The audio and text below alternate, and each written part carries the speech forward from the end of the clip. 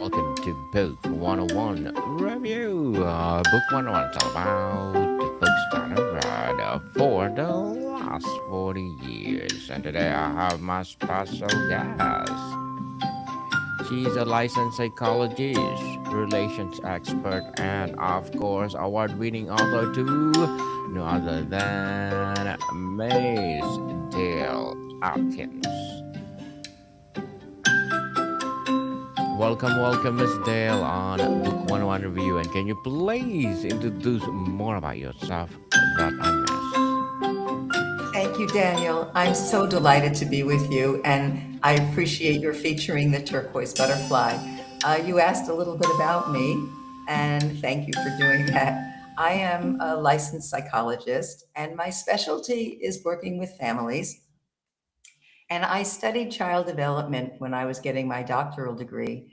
And what I wanted to try and do with this book, which is my first children's book, it's my eighth book, but it's my first children's book.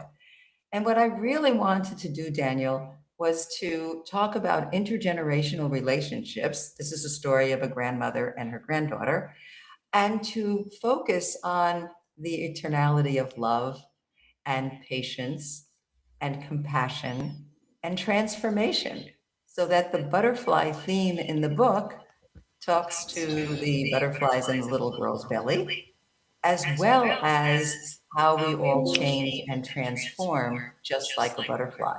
So I'm looking forward to talking about the book with you and anything else you want to talk about. Yes, and thank you so much for sharing your knowledge and wisdom to the world, Miss Dale. Thank you.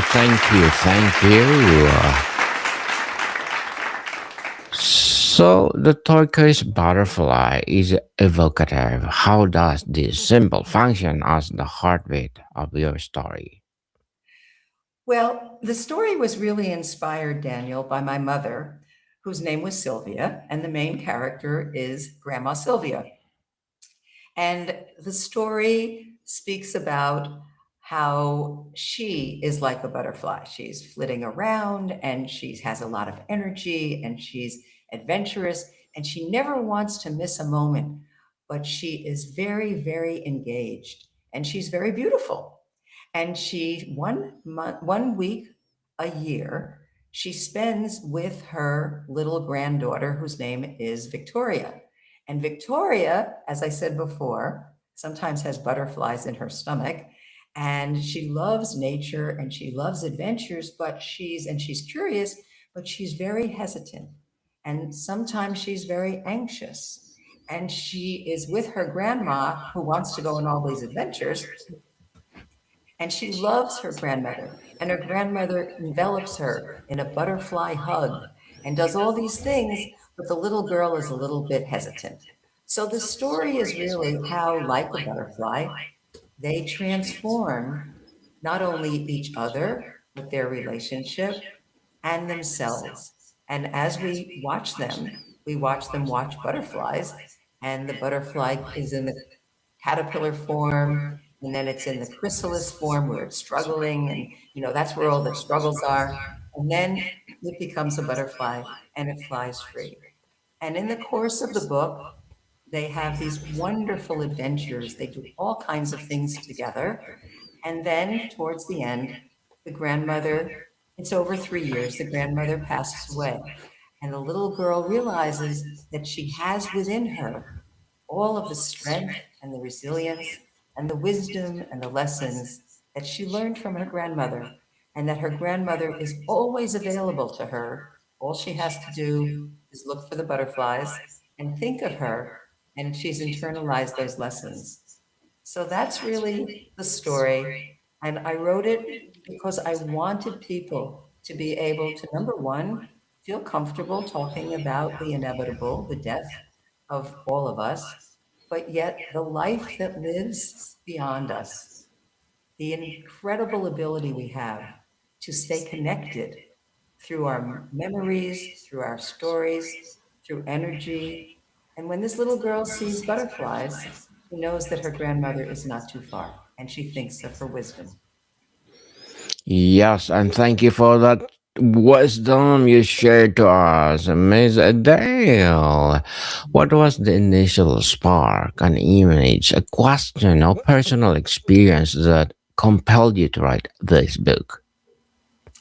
It's an unusual spark, but I will share it with you. I'm talking to you from Florida, and I was here about 3 years ago, and I took a walk. I was working on another book, and I was stuck. You know how sometimes when you're writing, you get stuck. And I took a walk, and it was a couple of years after my mother had passed away. And I was very close to my mother, and I would think about her a lot, and she loved the ocean. And I took a walk along the ocean. And by the time I came back, I had a fully formed story about my mother and this little girl in my head. And I came into my apartment and I wrote down everything that I could remember from the story. And then I started to work on it. And I put aside the other thing that I was working on, which was a book actually about my late father. And that book ended up turning into a story that has recently been published in a volume of Chicken Soup for the Soul. But that's another story. I focused on the story about my mom, and it just became part of me. And I wrote and I wrote. And originally, right now it's 750 pages, excuse me, 750 words and 32 pages.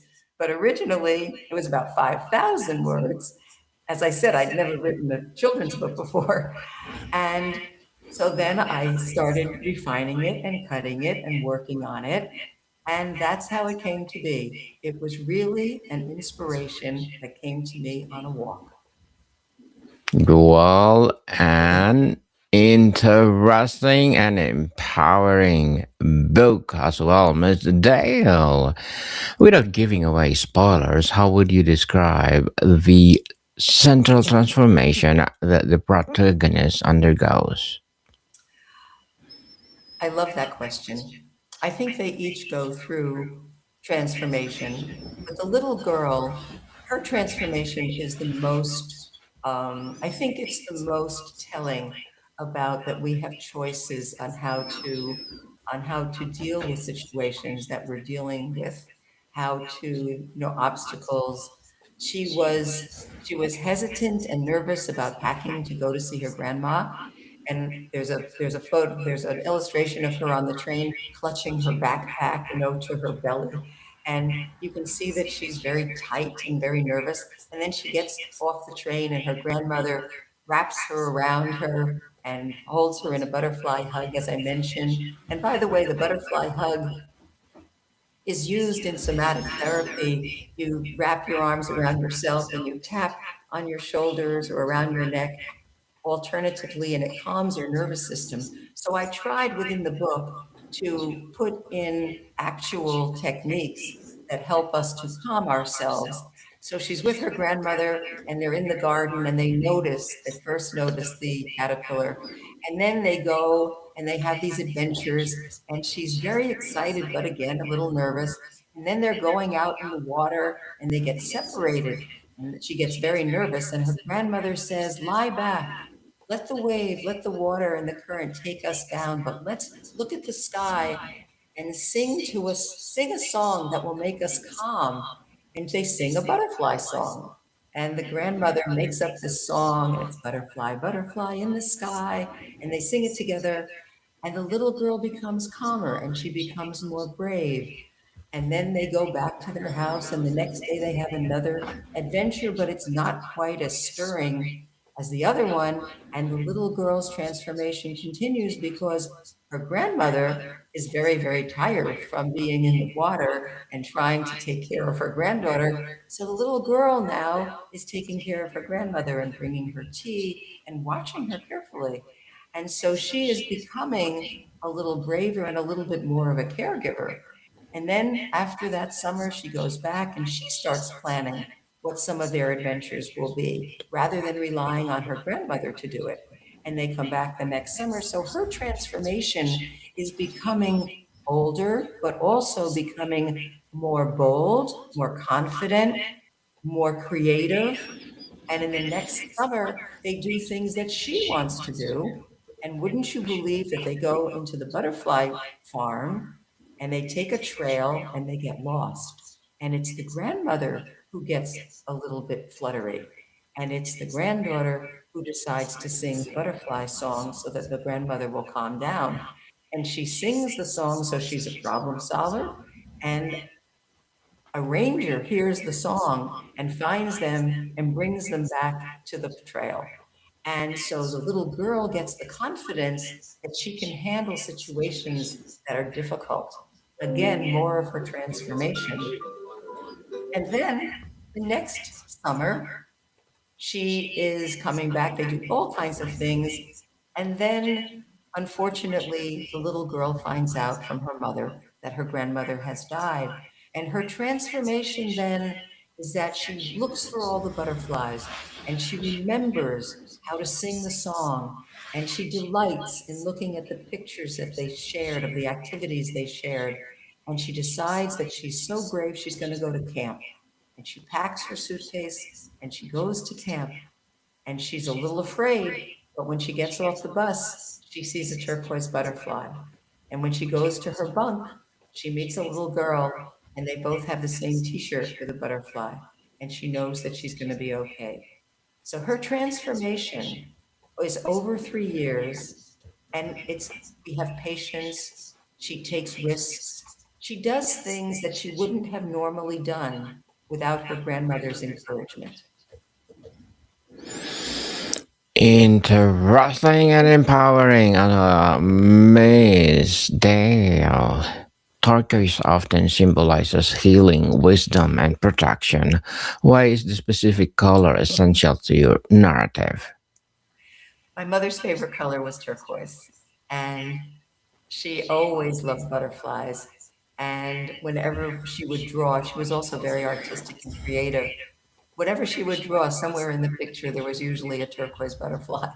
And after she died, I, in fact, felt very comforted when I would see butterflies on images in real life.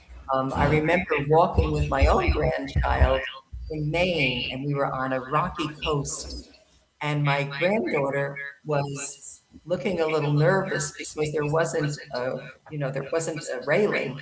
And we looked at each other and we moved in towards the rocky coast a little bit closer to the inside. And we turned the corner and there was a woman walking with two children and she was wearing a t-shirt with a big turquoise butterfly on it and the word fearless underneath. And it was so incredible. I just couldn't believe it. And my granddaughter looked at me because at that point I was already working on the book. And she said, "Do you think great grandma Sylvia is here with us?" And I said, "I know she's here with us." So that's just one example. And there have been so many others of just walking around and maybe thinking of my mom. And there I see a butterfly in the window of a gift store or something like that. Another time, my granddaughter and I went to have a special day, and we went to a place where they teach you how to make soap and body lotions and things like that with natural scents. And we went, and we were the only two people taking this class, and we walked in, and the decor of the room was all turquoise butterflies. And this was the same granddaughter. And we just looked at each other and we didn't have to say a word. We just knew that this was meant to be. So the turquoise butterfly is very, very significant in my own life. It's also very significant for my mother. And thank you for sharing to the world, Miss Dale. On craft and storytelling, the butterfly can represent fragility, change, and profound beauty.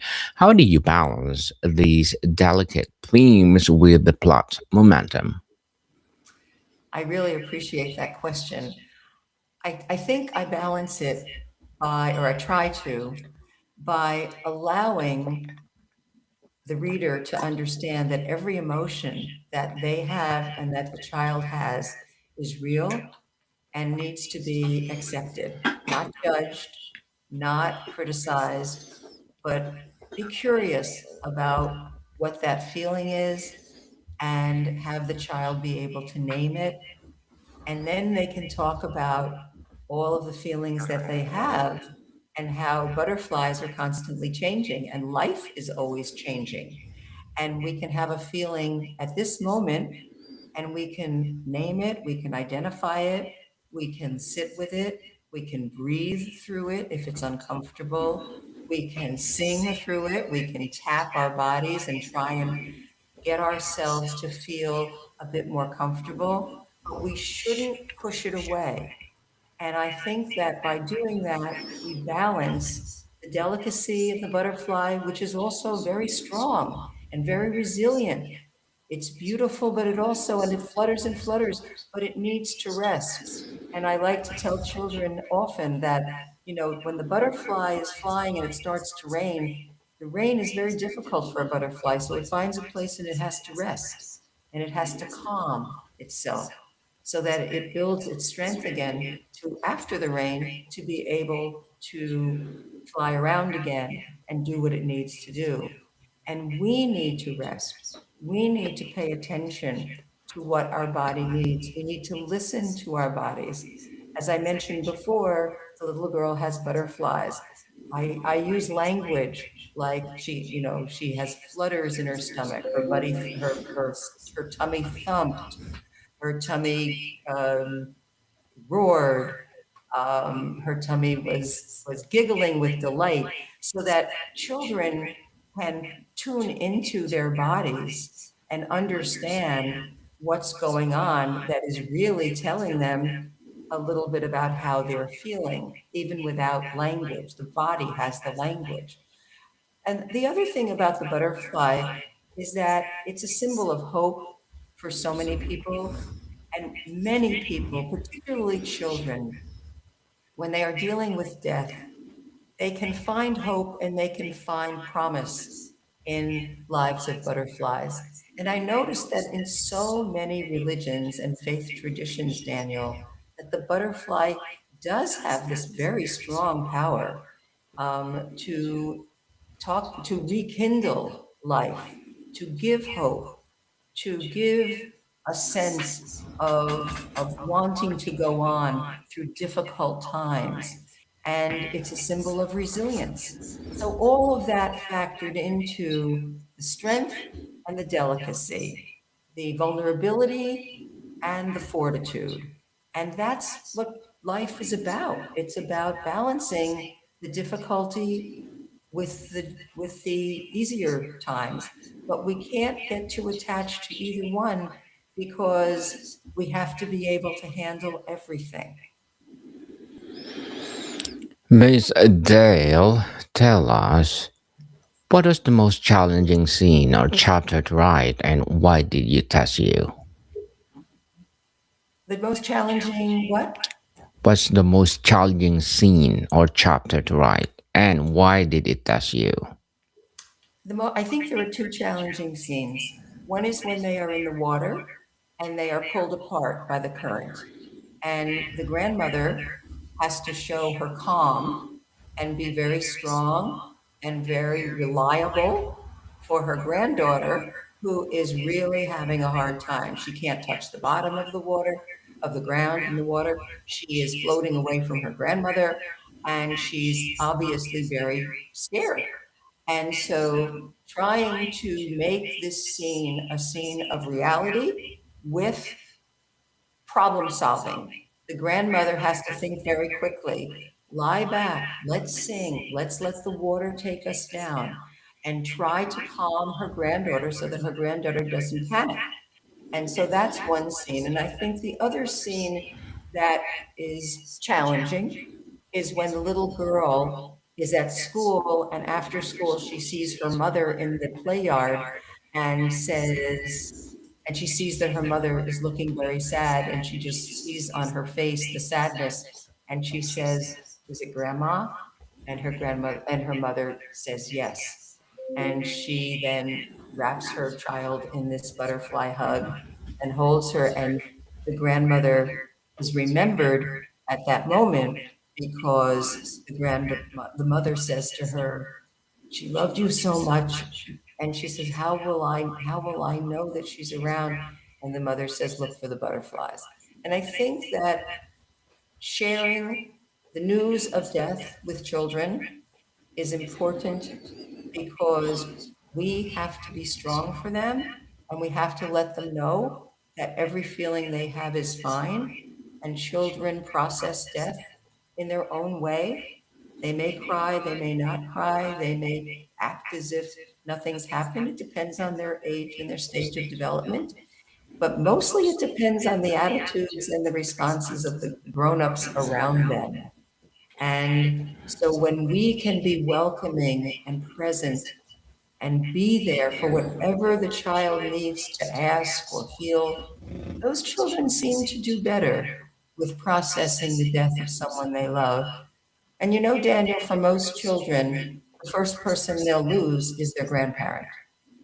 So if Yes. we can talk about it, and if grandparents say, I'm so happy, we're having so much fun, this is so wonderful. Someday I won't be here, but I know you'll remember all these wonderful things that we did. As a matter of course of life, that we are here fully present now, engaging and loving and connecting. And sometime in the future, you'll be on your own, but I will always be with you. And that's the message of the eternality of love. And children can feel empowered and they can feel that they're connected to something that's much bigger than they are, their family history, that they can go through the future knowing that they have this spirit of this person with them, and it gives them enormous strength and a sense of connection. Indeed, connection, Miss Dale. And what are your short-term and long-term goals as award-winning author? I'm sorry, say again? Miss Dale, what are your short-term and long-term goals as an award-winning author? Well, I love to write. I still write. I Yes. take nature walks and I engage people by going into nature and solving their problems by looking at nature, learning from nature. I have another book that's going to be coming out in a few months. Excuse me. It's called Dear Dear, and it's a love letter to a deer based on an experience that I had in nature. And I am still working with patients, but mostly I'm talking to people about intergenerational relationships. Excuse me.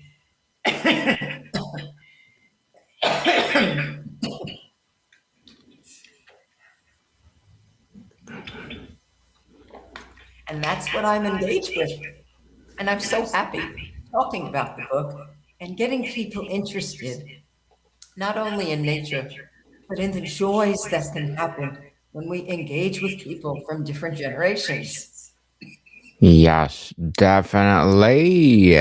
And good luck to your goals, Miss Dale, and looking forward for more success. And what would be your piece of advice for those people out there want to be award-winning author like you? Follow your dreams. My advice is to follow your dreams. And when you get inspired, write down what the inspiration was and see how you can make that happen. If not now, a year from now, or 2 years from now, because we really can become who we would like to become. If you want to be a writer, start writing. If you want to be a singer, start singing. Yes, And just practice definitely. and Practice make you perfect. believe in yourself, and know that there are obstacles, but find ways to overcome those obstacles and learn the lessons from failure.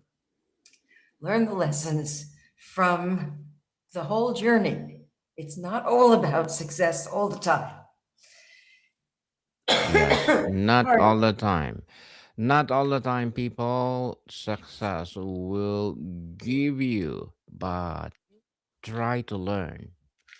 from those mistakes, as Miss Dale talking about. And thank you for that advice, Miss Dale. And can you please recommend a book or books that influenced your journey? Oh, that's a wonderful question.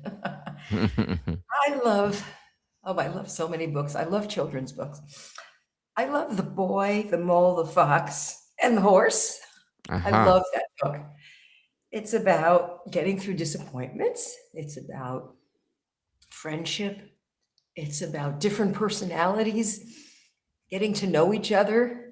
It's about choosing the response that's best for the time. I love Last Stop on Market Street. It's all about the different ways that people can help each other. Pardon me. Uh-huh. No worries. I love Good People Everywhere. It has a Mm-hmm. lot of wisdom in it. And I love Annie and the old one. Daniel, I'm so sorry. I'm getting No, a no cough, worries at all. No coughing fit. worries. No worries, Miss Dale. And today, to wrap up our discussion, Miss Dale, tell us. Now that the butterfly has taken flight, the world Yes. idea you're drawn to explore next of your writing. What will I explore next? Yes. What will be your exploring theme? I'm open for anything that comes my way. Anything that comes my way, I would like to explore. I want to be open. I want my heart open. I want my mind open. And I really don't know what it'll be, but I'm curious. Yes, definitely looking forward for more, Miss Dale. And so, can you please invite our listeners to support all your books? I would love your listeners to read The Turquoise Butterfly. They're welcome to visit me on my website, and they can ask questions. They can share their impressions of the book. I love being in touch with people who are my readers, and the website is www.drdaleatkins.com. And I just hope that they will all keep reading and talking about the books that they like with other people and what they liked about them.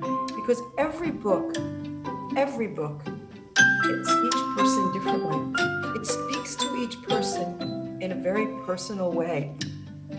And so what affects me in a profound way may be different for somebody else, but they can learn more about me from what that book taught me or what it showed me. And I love when people read books and talk about them. And that's one of the reasons I'm so happy to be with you, Daniel. Thank you for inviting me on your show. And I'm so grateful that you like the book and that you want to share it. Likewise, Miss Dale, thank you for my being my guest. Yes, people, let's support Miss Dale Atkins because if you support her, for sure, more and more empowering tortured butterflies will rise. So, Miss Dale, thank you so much for your time. Thank you. Have a wonderful, wonderful day. Bye Like, bye. bye bye. Moticon people, see you soon.